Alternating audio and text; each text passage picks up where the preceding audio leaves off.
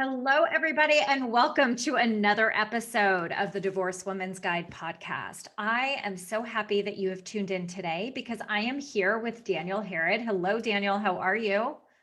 Hi, Wendy. How are you? I'm great. I'm so excited that you have joined me today.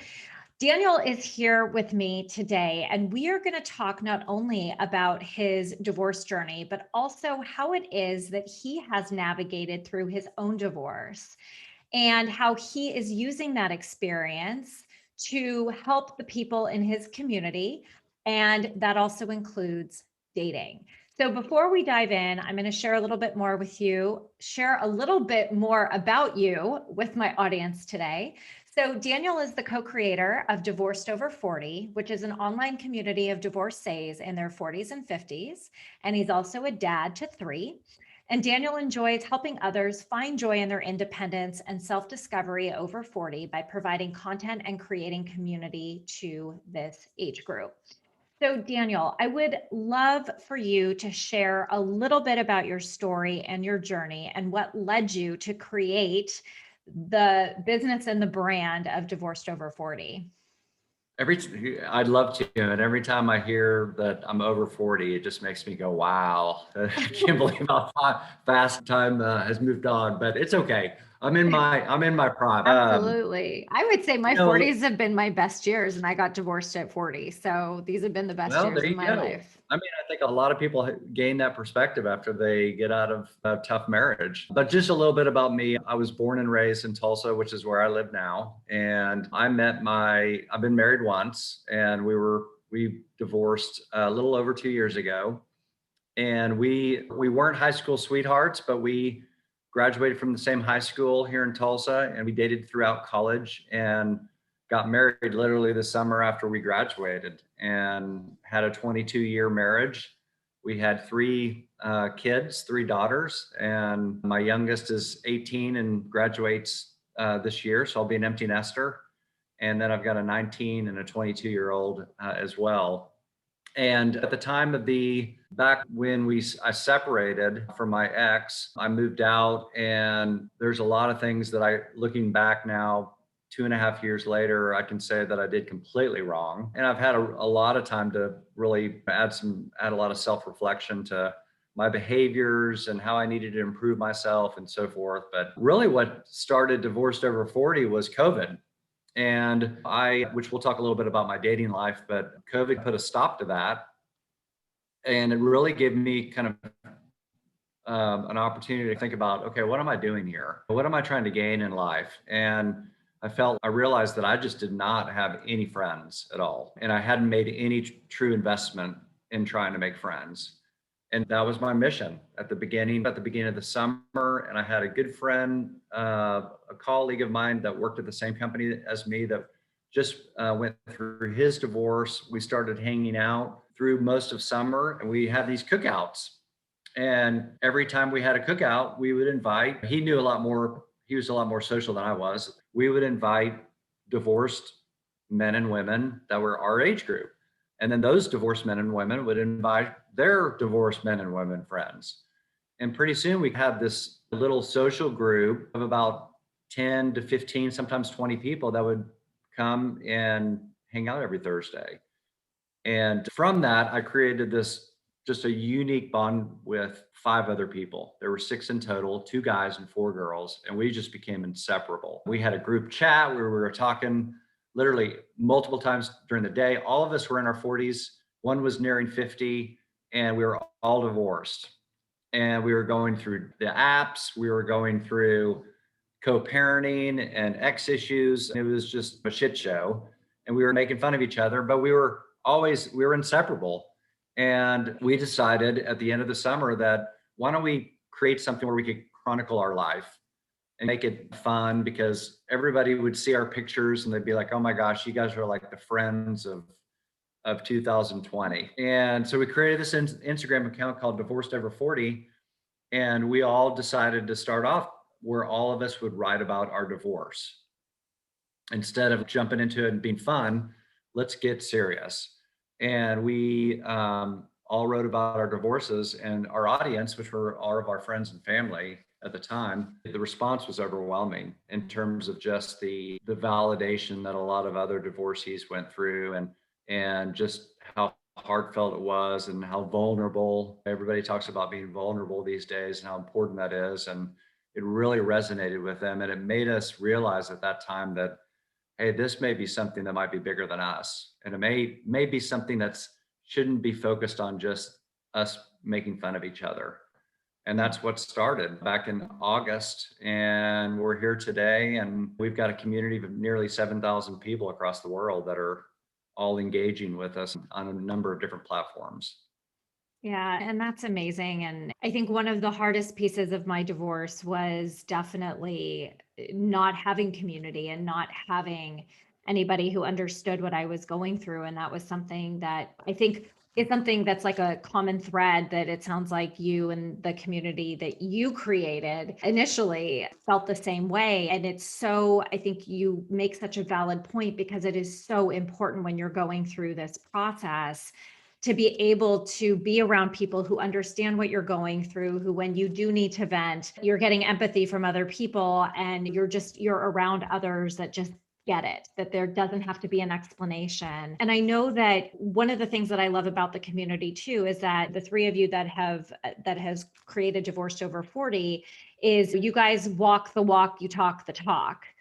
And so you're really applying your own experience, which also adds another layer of validation into the community that you guys have created. Let's talk a little bit more specifically about how it is that you're taking your own experiences and throwing that into your community with the different elements that you engage your members with. That's a great question. And I think the central theme, there's so much I could talk about that is the validation and other people, surrounding yourself with people that get it, to your point. I think that's so critical. I wish I had had that right when I was going through the painful process of my divorce and even after. And that's certainly something that we provide. But if there's anything that the other theme behind what we're doing is really getting your focus off of dating and trying to find the next relationship to jump into, and really focusing on developing your tribe, finding your tribe of people, because your tribe's changed. And in many cases, your tribe has gone away. In my case, specifically, all of our couple friends, a lot of them end up picking sides in terms of where they're going to gravitate to. And a lot of them really don't want to hang out with a single or divorced man or woman. That's not going to be in their social circle. So you lose that tribe and you have to rediscover who that new tribe is that you want to surround yourself with. And I think a lot of people miss that opportunity because they're grieving, they're in a lot of pain, they're going through a ton of emotions, and they're lonely.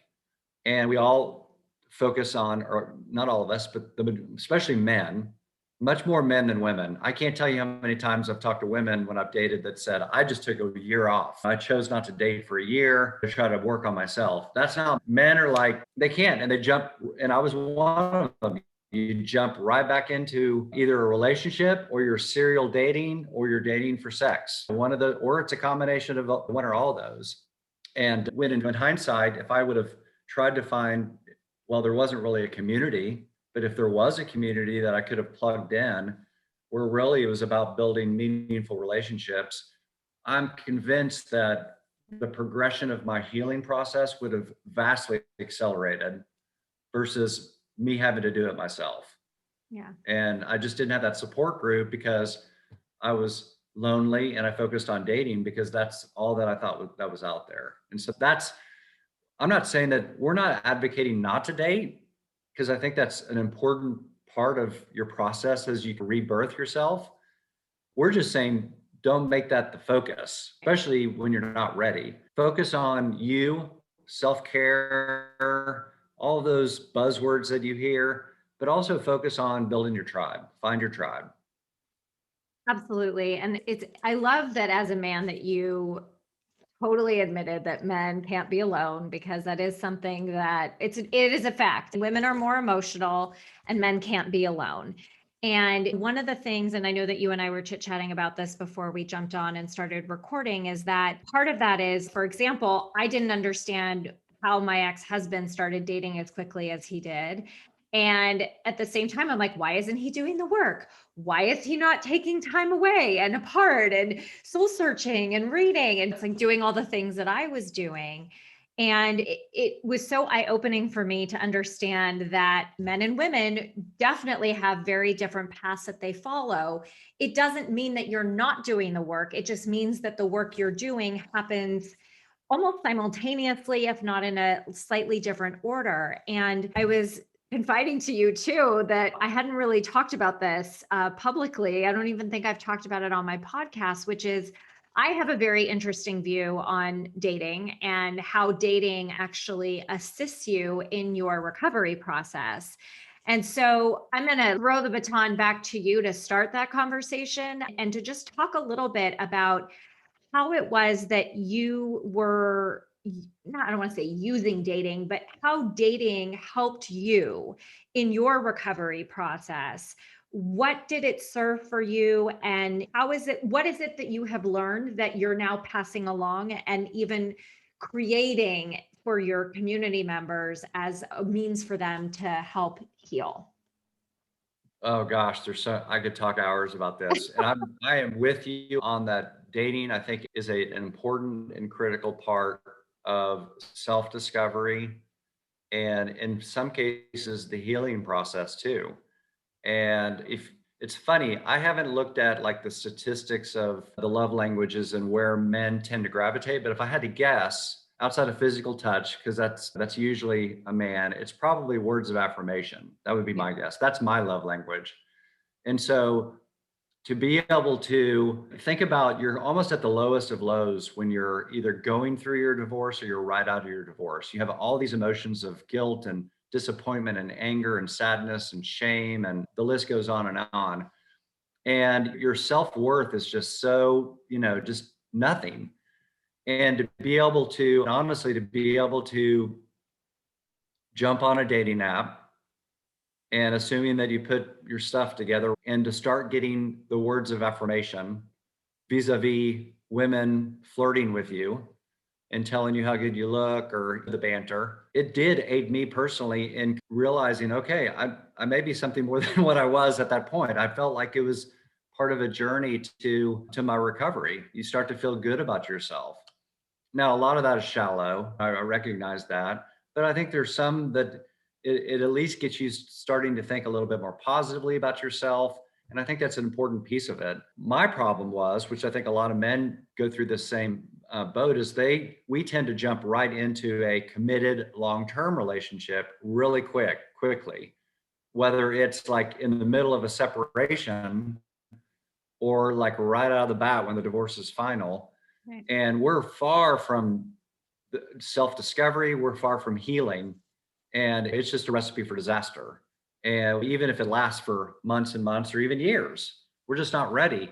And I did the same thing while we were separated. We had talked about dating, that it was okay because we saw the writing on the wall. And I jumped into a relationship with a younger woman, and that's another thing that guys tend to do when they're middle aged, is date much younger, because again, it's more of that affirmation words. Oh my gosh, not only does a woman like me, but a young woman likes me. I still have it. And she was an incredible person. As a matter of fact, she's engaged, which I'm excited for her about. And I jumped right in and got exclusive with her to where I wasn't dating anybody else. And about 3 months later, all of the pain was coming through. It's permeating out of me. And I realized that here's this person that wants a lot more than I did, that's not going through the same situation.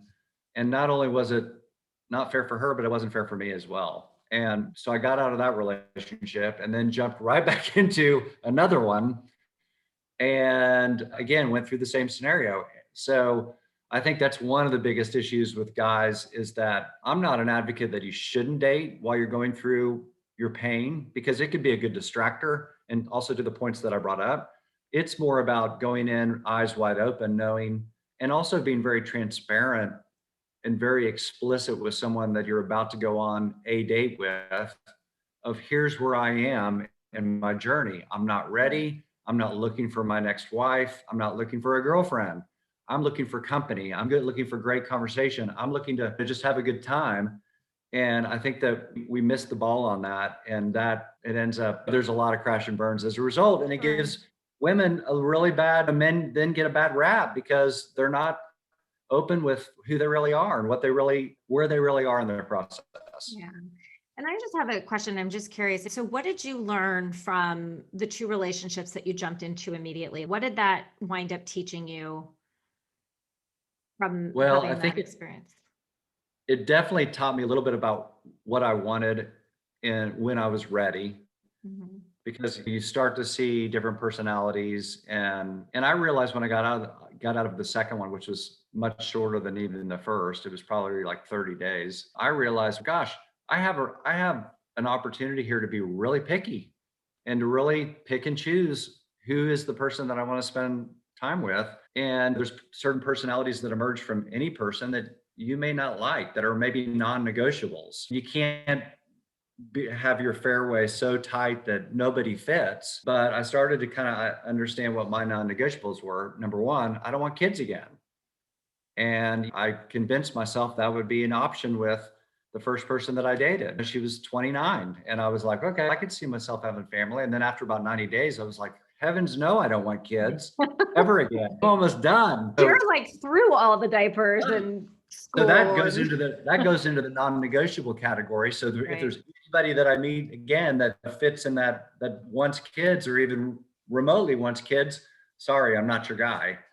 And then you start to look at the attributes of a woman or a man that you really want in your next Yeah. mate. And so those are probably the things that I learned. But probably more than anything, I just learned that I needed more time for me to heal.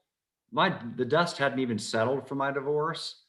And here I am dating in somewhat committed relationships, and I just need more time. And so if I'm going to choose to date, I need to date the right way, which is casual dating.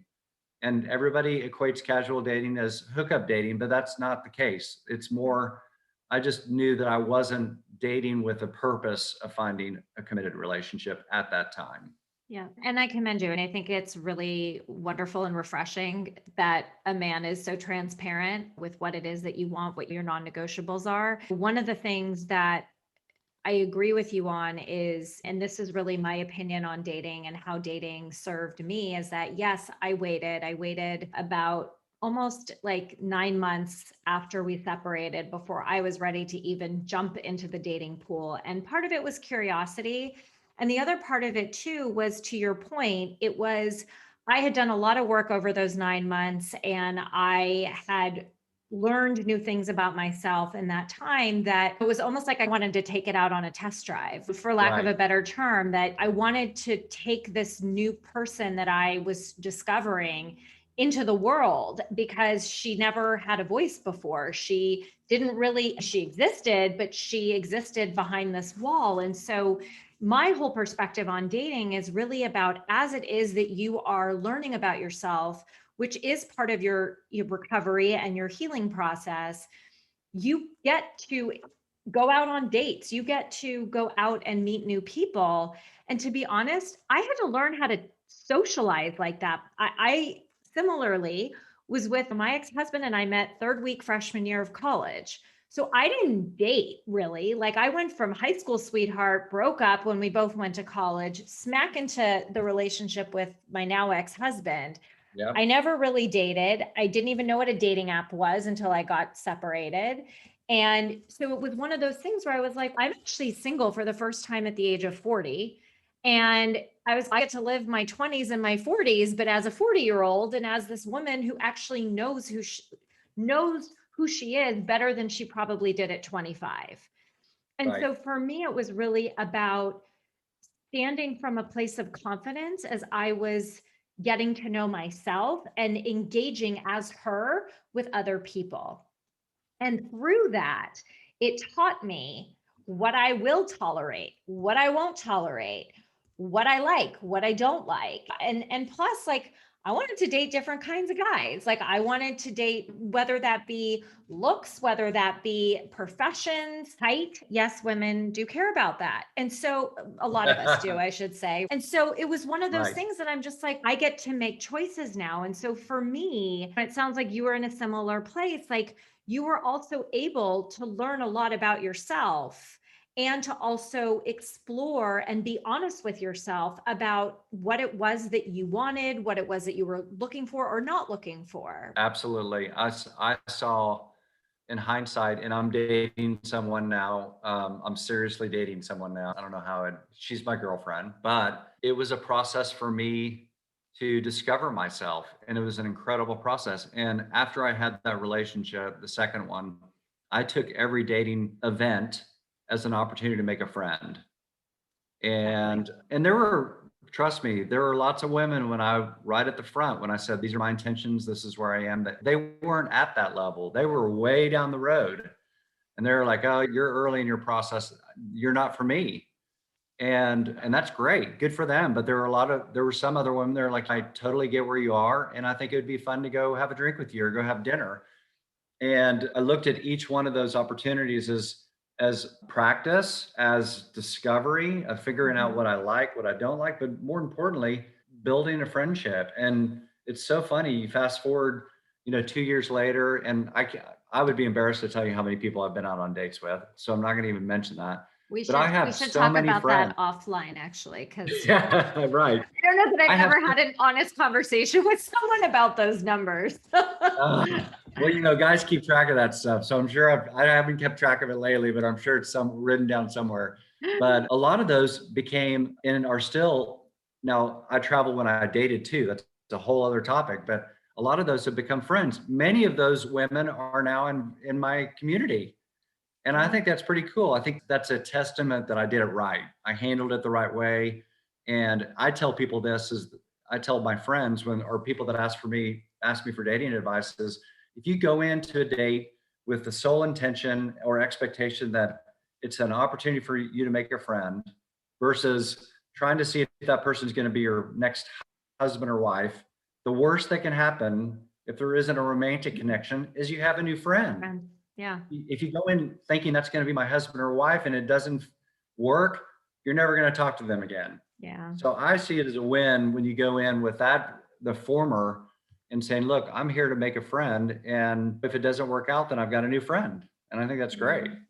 Yeah. And I'm still very good friends with the first guy I went on a date with. Very dear, close friend. I absolutely love him. And I had the same outlook. Again, it was companionship, right? That's probably one of the first things that you're really seeking, and also seeking it from somebody that you want to be around. And many times that just winds up becoming a close friend. And there's nothing, it's a win-win. And I tell my clients that too. You get nervous, and don't be nervous, because if it doesn't work out, maybe you just made a new friend. And that's really fun too, because then you have somebody to hang out with. How many friends did you have to hang out with when you started? Zero. Zero. Right. And or you call your married friends and be like, hey, you want to like go grab a drink? And they're like, oh, I can't, the kids, the this, the that. And you're just like, great, here I go again. Yeah. So I hear you. And I think it's really refreshing to also hear your perspective on how it's comforting to know that there are men out there that do have that perspective as well. And also it's something that you've thrived from, you've learned from, and it didn't mean that you didn't do your work, you didn't manage your emotions and go through the emotions of it all, but that you, in fact, it enabled you to really thrive through it all. Yeah. And I appreciate that. I was not perfect. There were certain circumstances that I would look back from dating someone a couple times where I didn't communicate enough what my intentions weren't, and might have let them on a little bit. But that's part of dating. It's a journey. And as long as I keep going back to just being part of it is trying to figure out who the next you are, and then trying to align yourself with someone that fits the new you. And I always go tell people that if you come out of a marriage and you're looking for your next plus one, and you haven't even discovered who the new you is, how do you even know that person even aligns with the rediscovered Daniel or the rediscovered Wendy? Then that person could be 180 degrees opposite of what you really want. Like, for example, my daughter graduates in May. With my job, I could move anywhere. I may decide to move anywhere. So why would I get in, a long-term relationship unless that's been hashed out with that person that, hey, come May, I may move to Hawaii. It's just things like that where you've got to discover yourself before you're ready. It's time to go get the plus one. And people put it in reverse order and it never ends up working very well. Yeah. And what you're also bringing up is something really interesting too, is also having the courage to have those tough conversations. I'll say I have a new serious boyfriend that I'm with, and his kids are older than mine. I have two boys, they're 14 and 11 and a half. And his kids are older. And one of the first conversations we had in the beginning was like, hey, I've got a kid 7 who's going to be home for 7 more years in a shared custody situation. You only have 2. Do you want to be a part of this? Because like, I'm here, their dad lives here. And that was one of Right. the hard, tough early conversations we had to have, because I also didn't want to get myself, again, talking about being upfront and being honest, is I also wanted to know that he was open and understood, because there were times too for me where there were men who had younger kids than mine. And I said, no, thank you. I had 4 6-year-olds.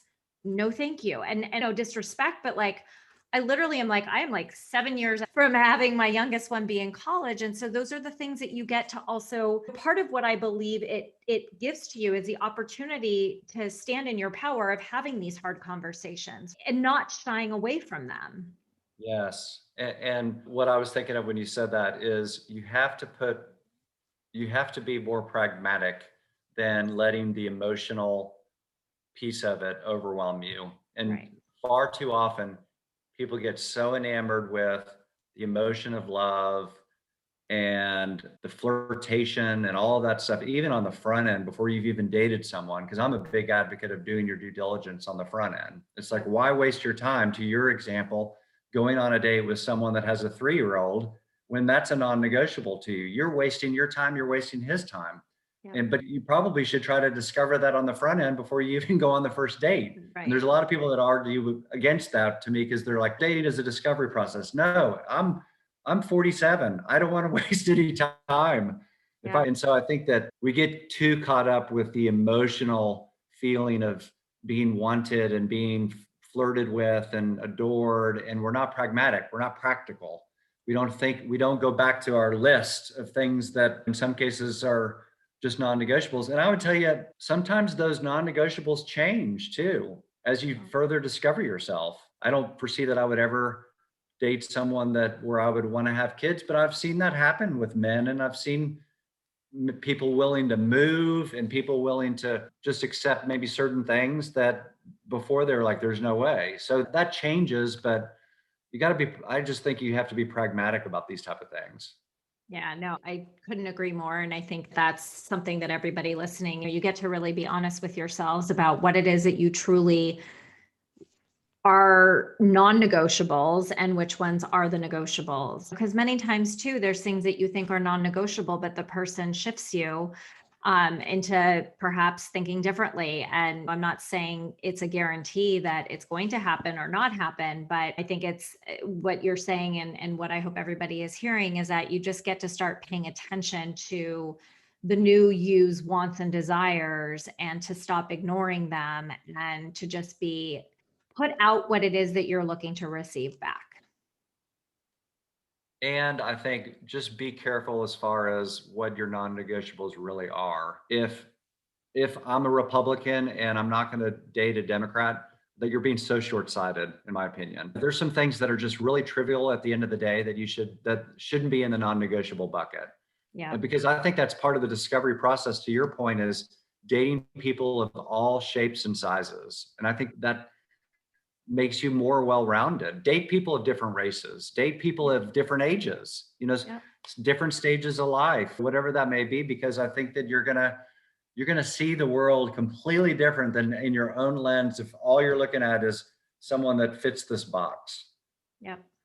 Oh, so said. I couldn't agree more. And just everybody listening, truly take everything that you have said and have heard today, like really take this in, and I hope that it shifts a little bit of your perspectives around wherever it is that you are considering dating. If you are in the dating process, sit with what you guys have heard today and see how it lands with you, how it resonates with you. Daniel, thank you so much for joining me today. I would love for everybody to hear from you how it is that they can learn more about your community, see if there's a community in their area. So I would love for you to share that with my audience today. The easiest way is to go to our Instagram where we drive all of our content, which is divorced over 40, which is 40, divorced over 40. And you can DM us there. And we've got nearly, I think 25 cities where we're creating, we call them tribes, where we're creating tribes literally across the world. We just had someone raise their hand in Moscow, Russia, of all places. And so we're building these communities of like-minded people all across the world, and we can easily get you plugged in. And if there isn't one in your area and you want to jump in and take the lead, then we'll talk to you about how to do that as well. Sounds amazing. Thank you so much for being my guest today. It's such a pleasure to meet you in person, and I appreciate all the wisdom that you shared with my audience today. Thank you. Thank you for having me on, and thank you for all you do as well. Thank you, of course. And everybody tuning in, I hope you enjoyed today's episode. You know that I love hearing from you guys, and I love hearing your feedback. What resonated with you? What questions do you have? What came up for you while you listened to this interview? I would love to hear your opinions and your comments. So don't be shy. Email me at wendysterling.net. I hope that you guys walk away from this episode with at least one nugget of information, because that is my mission with every single one of my podcasts. I hope you guys have a fantastic rest of your day. Sending you tons of love, light, and joy as always. Mwah. Bye, everybody.